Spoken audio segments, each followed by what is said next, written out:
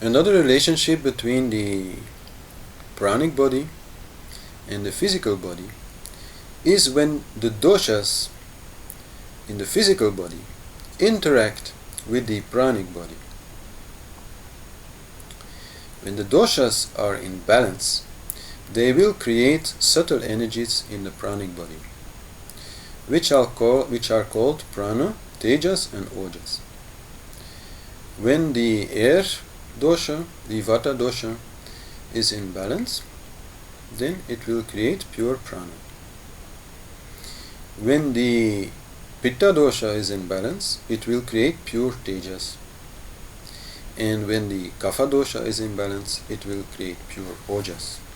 And that is a very essential thing to understand also about the energy body, the presence of these subtle energies, which are very important for longevity, stamina, health, but also very important in meditation, devotion and understanding. As I said, to go into sattva, to go into pure being, to go into deep meditation, we need some prana, but we can't have too much about it. So breath must stop, or breath must slow down to a very low rate.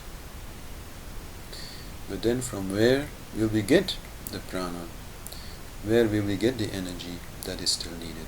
We will get them out of tejas and especially out of ojas, which is like a storehouse of energy. A very subtle but very important storehouse of energy.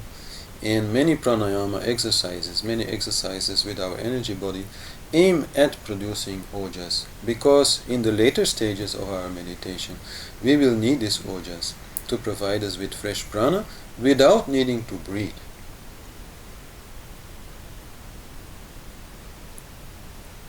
However, prana, tejas and ojas are very, very subtle and very easily lost.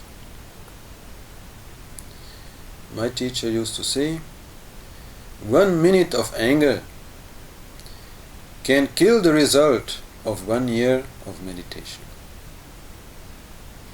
Anger produces such a fire, a purifier in the energetic body, that it will indeed purify, but it will at the same time burn off all these subtle energies that you have stored for 1 year by being in a very meditative and nice mood. So, once you really want to move forward in this game of meditation, you have to very closely watch your energy and keep it in a sufficiently sattvic way. Even sometimes you may need tamas, sometimes you need to act and you need rajas, but never let those two run out of control, become too much, because they will destroy these subtle sattvic energies that you have been producing through your spiritual progress, and which will just simply get lost, which is a waste. So stay happy. That's one of the most important ones. If you want to keep your energy on a good level.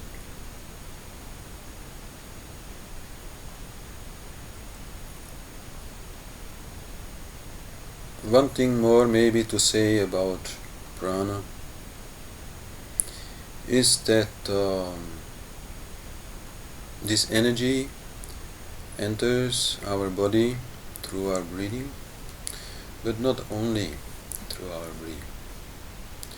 Our navel is an important gate of prana.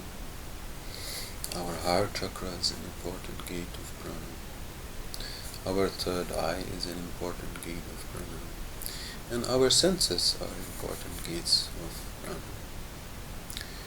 So, working with those gates, like in more imaginary pranayama practices, when we imagine the light, you could say, of prana going in and out of our third eye, or of the navel center, or of the heart center, or of the senses, can purify, open up those gates and help us to get more prana from the environment with less breathing, which is always good because breathing brings a lot of action, more rajas, and less sattva. Another important source of prana is freshly prepared food, which brings prana into our intestines, our digestive system, and helps us to digest and then remove whatever remains with apana. So to keep your energy on a good level, especially to avoid tamas, to cook fresh food, very important. However, it is only if you do a lot of pranayama, at least 1 hour a day,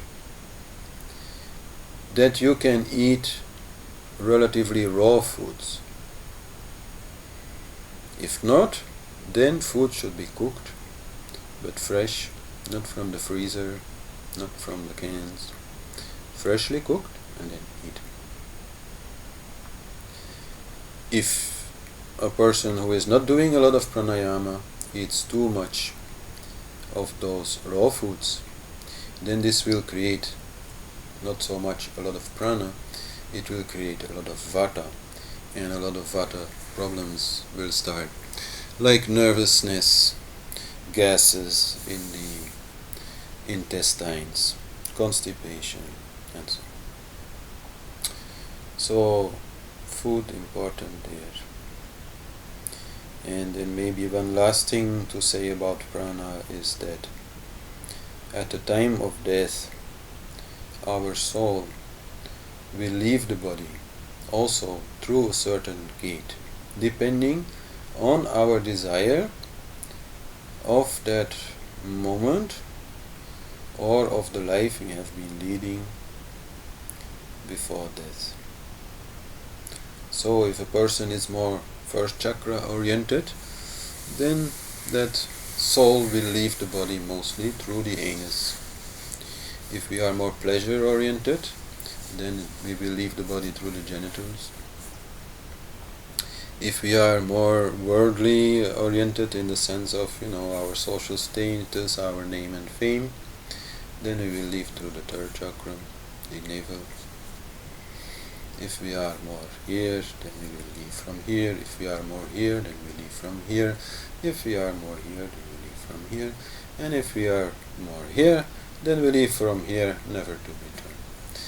That is also a little story about prana, which is interesting. So let's have a little break, now that we've already had 2 of the koshas, and then we will go.